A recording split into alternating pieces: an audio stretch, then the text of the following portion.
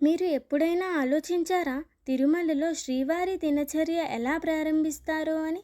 ఇది కేవలం ఒక రోజు కాదు, భక్తితో నిండిన దివ్య జీవిత పరంపర. ఈ వీడియోలో స్వామివారి మేల్కొలుపు నుండి ఏకాంత సేవ వరకు రోజు మొత్తం ఏం చేస్తారో ఈ వీడియోలో తెలుసుకుందాం. మొదటిగా ఉదయం 2:30 గంటలకు శ్రీ వెంకటేశ్వర స్వామి మేల్కొలుపుతో రోజు ప్రారంభం అవుతుంది. ఈ సేవ పేరు సుప్రభాత సేవ.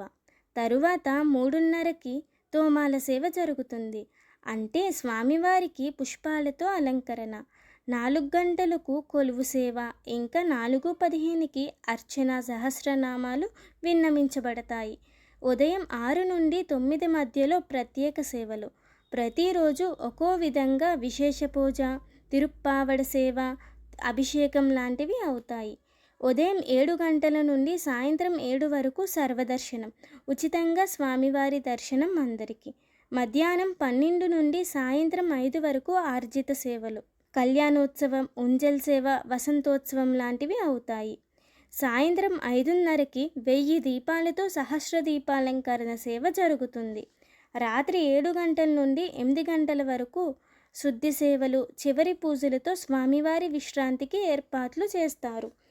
రాత్రి 8 గంటల నుండి 1 గంట వరకు మళ్ళీ దర్శనం కొనసాగుతుంది. మధ్యరాత్రి వరకు భక్తులకు స్వామివారి దర్శనం లభిస్తుంది. చివరిగా ఏకాంత సేవ, స్వామివారిని విశ్రాంతికి పంపే అంతిమ సేవ. శ్రద్ధ, భక్తి, నిష్ఠతో నడిచే ఈ దివ్య కార్యక్రమాలు మన హృదయాలను పవిత్రం చేస్తాయి. ఈ వీడియో కనుక మీకు నచ్చినట్లయితే ఓం నమో నారాయణ అని కామెంట్ చేయండి.